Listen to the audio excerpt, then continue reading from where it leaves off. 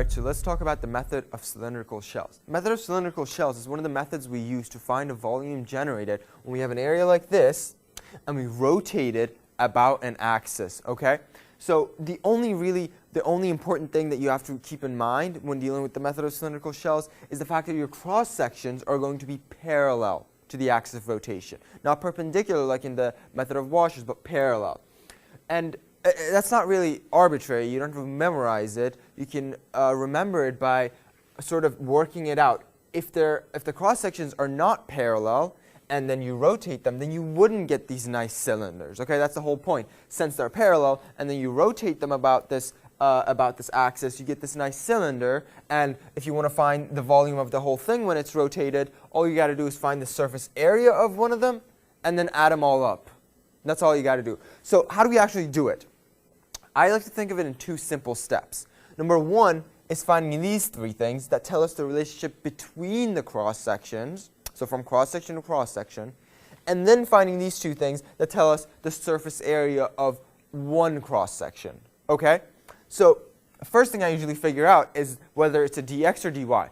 That's very simple. All that's saying is from cross section to cross section. Am I traveling in the left-right direction, in the x direction, or up-down? Right? So here, I'm going from cross section to cross section in the left-right, in the x direction, hence the dx. Right? And then these two are my bounds. They're saying, well, where does your region start? Where does it stop? Well, my region starts at x equals a, here, and goes all the way to x equals b. These 2 points are usually going to be the intersections of your curves. Okay? So now let's dive in and sort of analyze each cross section. This guy is the circumference of the circle that they generate when they're rotated. If you think of the cylinder as the circle and then the height, he's the circumference of the circle and he's the height of the cylinder. Okay? The circumference is simple. It's just 2 pi r, where r is going to be the distance the cross section is away from the axis of rotation. Okay?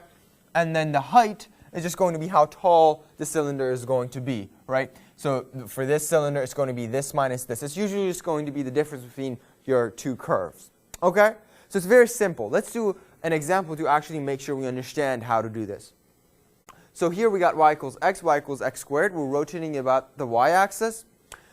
First thing I'm going to do, as always, is draw my cross sections. Okay? Just to make sure I know the dynamics of the situation and how it's going to play out. So here's my axis of rotation. I'm going to draw my cross sections parallel to the axis of rotation.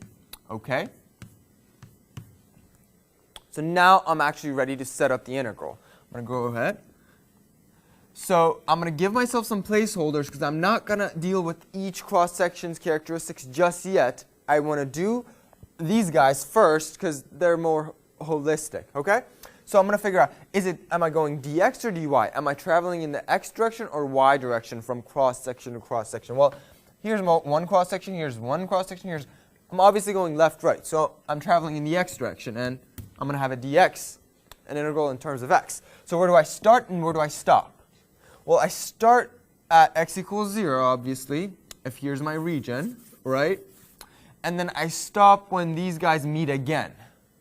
Well, it's x equals x squared, and if this were something more complicated, I'd actually say go ahead and do the equation and set it up and say x equals x squared and then try to solve it. But it's pretty obvious that the answer to this is going to be, one of the answers is going to be 1, the other being 0.